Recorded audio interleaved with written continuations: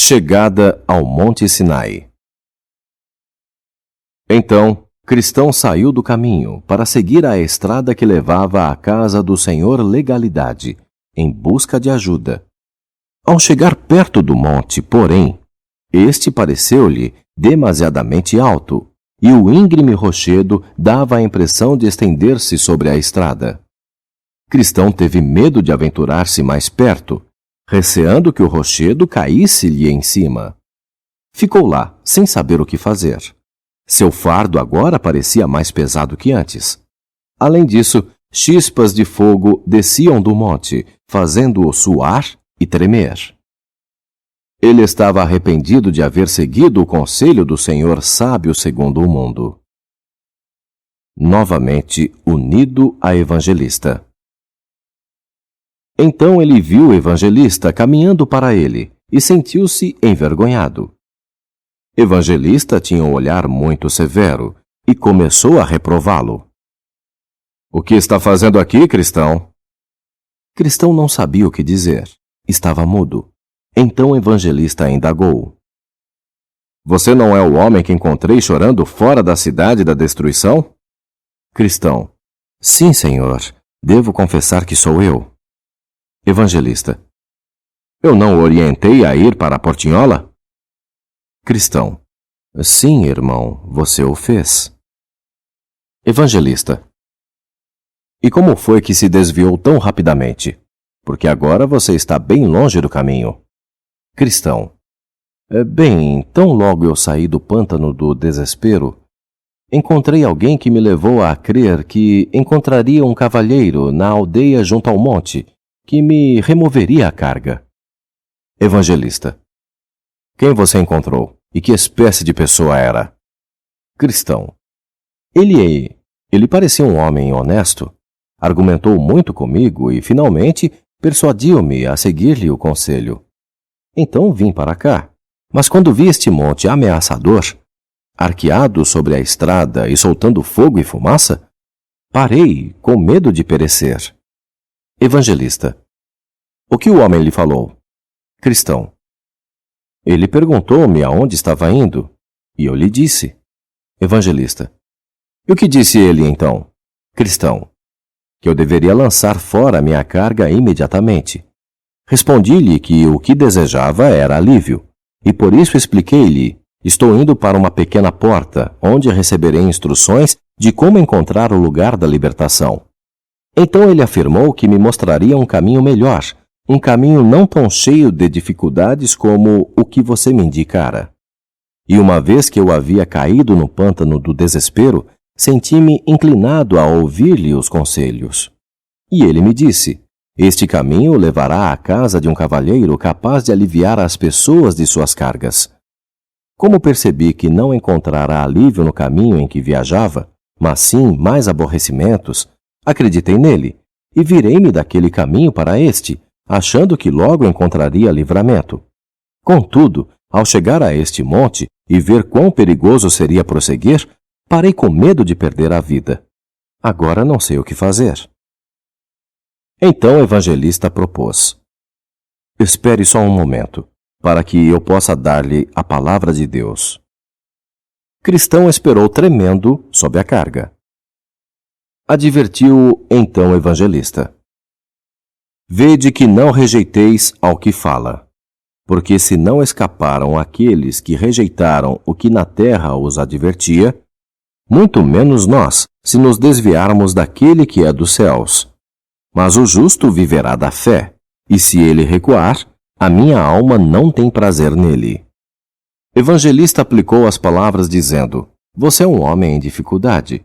Começou rejeitando o conselho do Altíssimo e retirando os pés do caminho da paz, quase arriscando a sua alma. Cristão caiu-lhe aos pés, chorando: "Ai de mim, pois estou perdido." Evangelista tomou-o pela mão direita, dizendo: "Todo tipo de blasfêmia e pecado será perdoado ao homem. Não seja incrédulo, mas crente." Com isso, Cristão reviveu e firmou-se diante de Evangelista. Evangelista: "Agora, Dispense mais atenção à seriedade às coisas que lhe digo. Vou mostrar-lhe quem é aquele que o desencaminhou e o lugar para onde ele o dirigia. O homem que o encontrou na planície é um certo Senhor sábio segundo o mundo. Este nome lhe é apropriado, porque ele possui a sabedoria deste mundo, e nada sabe sobre a vida por vir. Prefere a doutrina deste mundo, porque ela o protege da cruz. Por essa razão, sempre vai à igreja da cidade da moralidade, possuindo uma mente carnal. Ele busca perverter a verdade deste seu livro. Há 3 coisas no conselho desse homem que você deve abominar totalmente. Primeiro, ele desvia as pessoas do caminho certo. Segundo, ele empenha-se para tornar a cruz odiosa. Terceiro, ele a assenta aos pés das pessoas no caminho que conduz à morte. Primeiro, você deve detestar o modo como ele o desvia da verdade. Sim, e abominar o seu próprio consentimento nisso, porque isso é rejeitar o conselho de Deus para aceitar o conselho de um homem pecaminoso. Jesus, o seu Senhor, diz: Porfiai por entrar pela porta estreita, porque estreita é a porta, e apertado o caminho que leva à vida, e poucos há que a encontrem. Este homem mau desviou-o da porta estreita e do caminho que leva à vida, para o caminho que quase o levou à destruição. Portanto, odeie o fato de ele o desviar do caminho, e despreze a si mesmo por haver sido tão facilmente desencaminhado do rumo certo. Segundo, deve detestar o modo como ele diligencia para tornar-lhe repulsiva a cruz, pois você foi ensinado a preferir a cruz aos tesouros do Egito. Além de que o Rei da Glória lhe dá dito que aquele que buscar salvar a própria vida, perdê-la-á.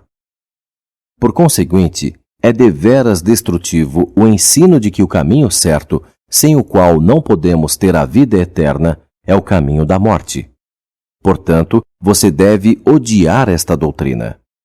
Terceiro, precisa considerar a pessoa para quem ele o enviou e ver quão incapaz esta pessoa é de libertá-lo de sua carga e de sua condenação eterna. Esse homem chamado legalidade, a quem ele o enviou, é o filho da escrava, que se acha na escravidão com seus filhos e, simbolicamente, é o mesmo que este monte alto, o Monte Sinai, que você temia cair sobre si. Agora, se ela e todos os seus filhos acham-se escravizados, como você pode esperar que algum deles o livre? Este senhor legalidade, que nasceu no Monte Sinai, é incapaz de livrá-lo de sua carga. Ele jamais livrou alguém de seu fardo de pecado, e nunca o fará. Você não pode ser justificado pelas obras da lei. Pelos feitos da lei, ninguém pode ser limpo de seus pecados ou aliviado de sua carga. Por conseguinte, o Senhor sábio segundo o mundo é um alienígena, e o Senhor legalidade, um impostor. E quanto ao seu filho, cortesia, não obstante os seus olhares afetados, é um falso, e não pode ajudar a ninguém. Acredite, em todo este rumor que você ouviu deste homem tolo, não há nada, a não ser a intenção de iludir as almas e afastá-las da salvação. Foi isso que tentaram fazer a você, quando o atraíram para longe do caminho por onde eu o mandara. Depois disso, Evangelista clamou aos céus por confirmação do que ele falara. Com isso, saiu fogo e palavras da montanha sob a qual estavam, fazendo ficar em pé os cabelos de Cristão. As palavras eram altas e claras. Todos aqueles, pois, que são das obras da lei, estão debaixo da maldição, porque escrito está: maldito todo aquele que não permanecer em todas as coisas que estão escritas no livro da lei, para fazê-las. Agora, Cristão não esperava nada além da morte. Pôs-se a gritar em voz lamuriosa, condenando o momento em que encontrara o Senhor sábio segundo o mundo, e chamando a si mesmo de louco, por lhe haver seguido os conselhos. Também declarou-se profundamente envergonhado só de pensar que os argumentos daquele homem, embora fossem apenas produto de uma mente carnal, haviam tido sobre ele influência suficiente para fazê-lo renunciar ao caminho certo e seguir o caminho do mundo.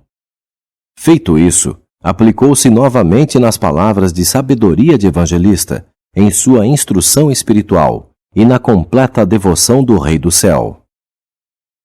Cristão, o que o Senhor acha?